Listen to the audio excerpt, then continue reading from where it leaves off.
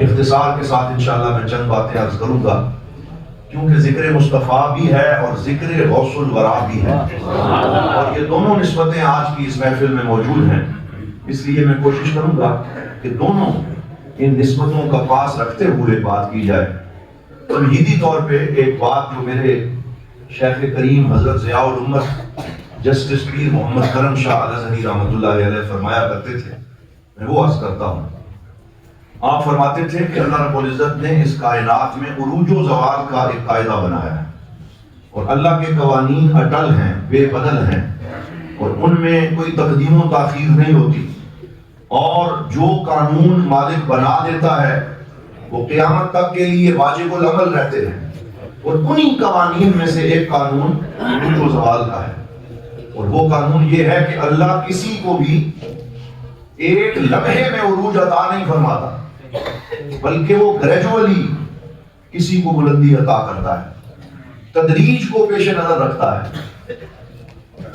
ایسے کبھی نہیں ہوا کہ زمین سے گلاب کا پھول کھل کے نکل آئے، بلکہ پہلے بیج بویا جاتا ہے، پھر اس کی آبیاری ہوتی ہے، پھر اسے پانی دیا جاتا ہے، پھر کونپل پھوٹتی ہے، پھر وہ پودا بنتی ہے، پھر اس پہ شاخیں نکلتی ہیں، پھر کسی شاخ پہ گلاب کا پھول کھلتا ہے، اور پھر وہ زیب گلو ہوتا ہے، اسے عروج ملتا ہے۔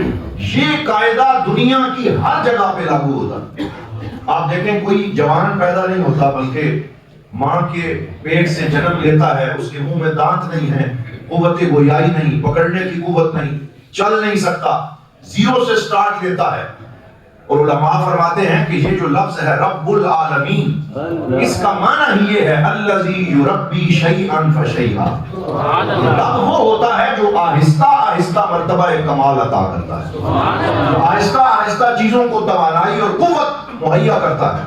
تو بچہ پھر رینگتا ہے، پھر بولتا ہے، پھر چلنا شروع کرتا ہے، پھر اس کی رگوں میں گرم خون دوڑتا ہے، پھر وہ جوان ہوتا ہے، اور اپنے سامنے کسی کو خاطر میں نہیں لاتا، پہاڑوں سے ٹکر لینے کی قوت اس میں پیدا ہو جاتی ہے، اور وہ عروج پہ پہنچتا ہے، اور پھر کہتا ہے ہم چوما دیگرے نیست، اور اپنے سامنے کسی کو کچھ نہیں سمجھتا۔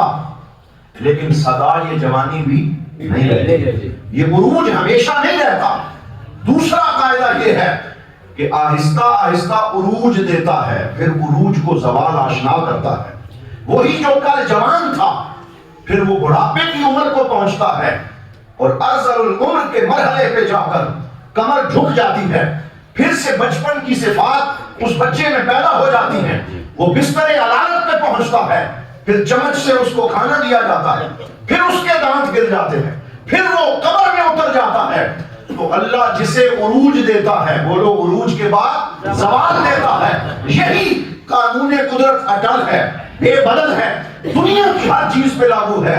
لیکن جب باری آتی ہے آمنہ کے لال کی، جب باری آتی ہے سید المرسلین کی، جب باری آتی ہے خاتم النبیین کی، جب باری آتی ہے وجہ تخلیق کائنات کی، فخر موجودات کی، تو اللہ تعالیٰ اپنے نبی کے لیے یہ اٹل قانون بدل کر اعلان کرتا ہے، اے میرے حبیب ہر شے کو عروج دوں گا، اور عروج کے بعد زوال آشنا کروں گا، لیکن یہ قانون تیرے لیے نہیں ہے۔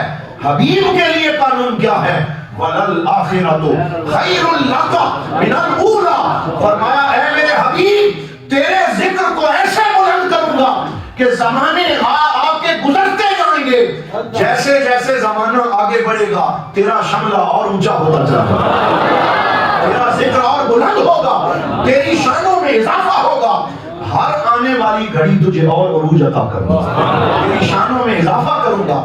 مٹ گئے مٹتے ہیں، مٹ جائیں گے آدھا تیرے، نہ مٹا ہے نہ مٹے گا کبھی چچا تیرا، وَرَفَعْنَا لَكَ ذِكْرَكَ کا ہے سایہ تجھ پر، ذکر اونچا ہے تیرا، بول ہے بالا تیرا۔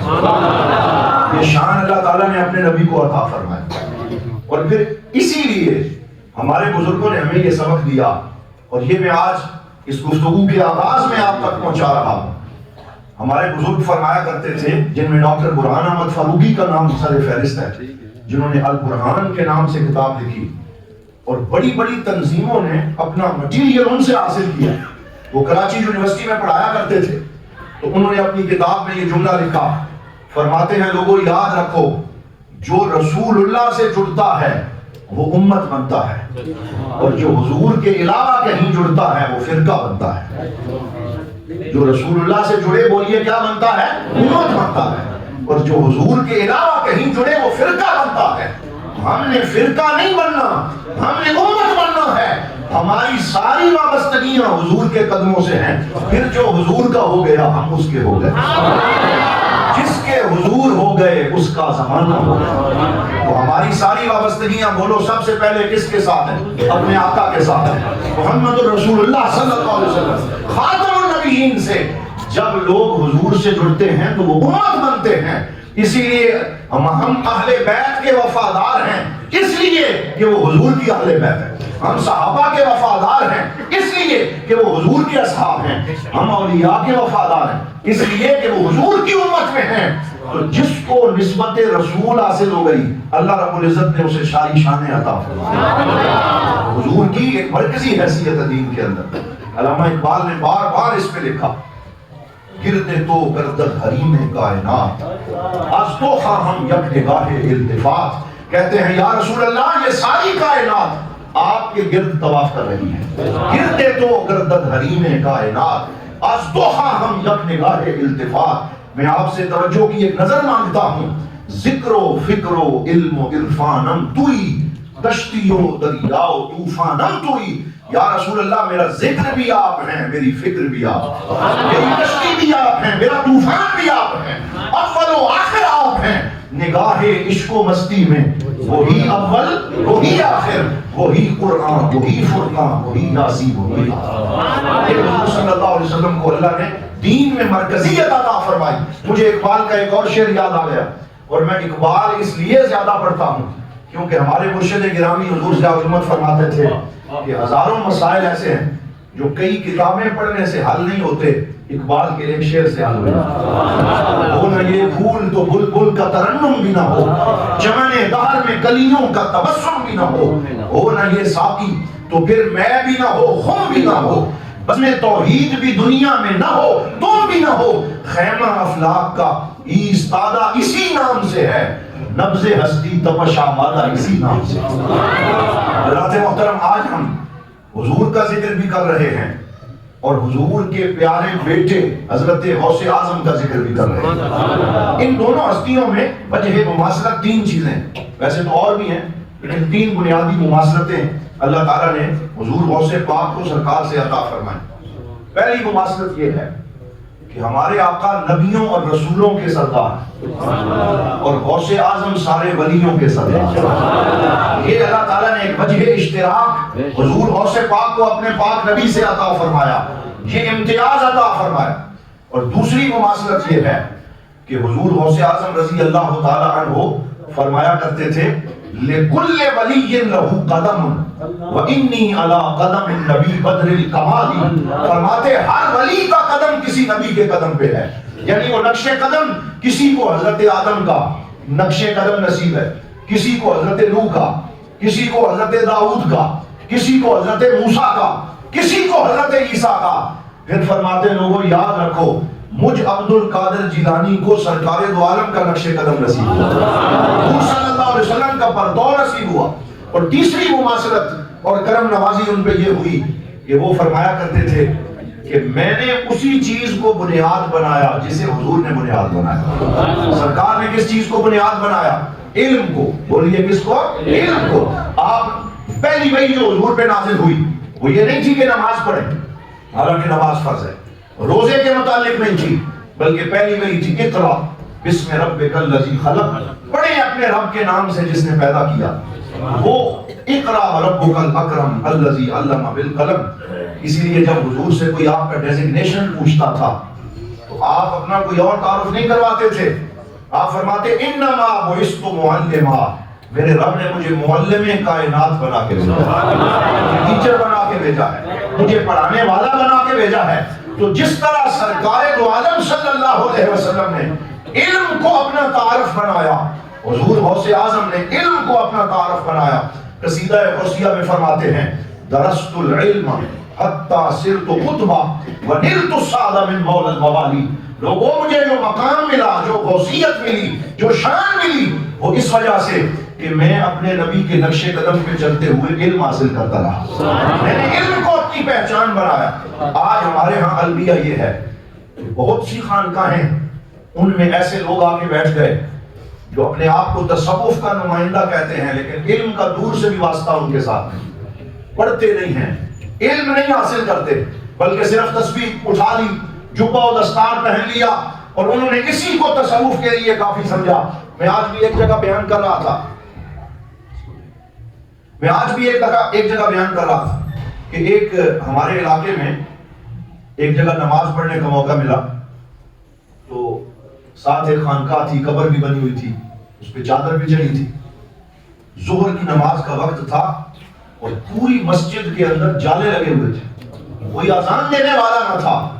ہم نے جا کے اذان دی، نماز کا اہتمام کیا، 4-5 لوگ ساتھ تھے.